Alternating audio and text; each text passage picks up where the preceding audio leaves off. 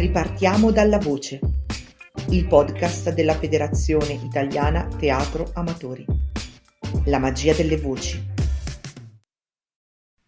Monologo di Sofia, tratto da 2 partite di Cristina Comencini.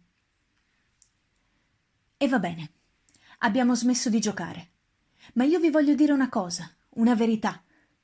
Io penso che questa cosa sopportabile del parto che sta per affrontare Beatrice sia una barbarie. Ora Beatrice non ti mettere a piangere, per favore, l'abbiamo affrontata tutte e siamo ancora tutte qua.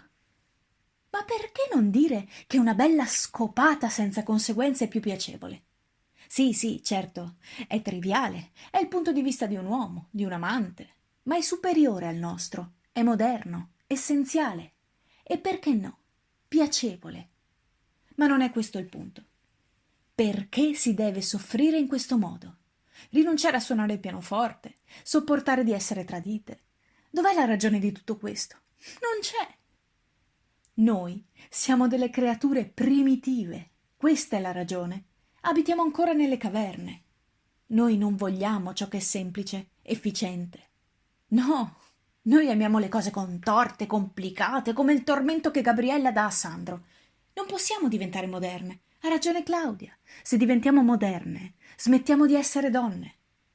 Ma come si può essere moderne quando l'utero si deve aprire di 10-12 centimetri per far passare la testa del bambino? Scusa, non piangere Beatrice, è la pura verità. Quando ti verrà da pisciare e cacare senza vergogna in faccia al dottore. Noi siamo la barbarie del mondo. Facciamo l'esperienza più antica che c'è, l'unica rimasta, contenere un'altra vita.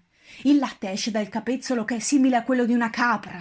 La mia portiera, quando partorito, ha chiesto a mio marito: ha sgravato la signora? Noi godiamo a vedere il nostro corpo gonfio come un pallone, a essere abitate da un alieno, a rinunciare al talento, alla libertà. Noi vogliamo essere legate a qualcuno, anche se ci strozza. Vogliamo essere di qualcun altro e non c'è fine, non c'è rimedio. A chi toccava dare le carte?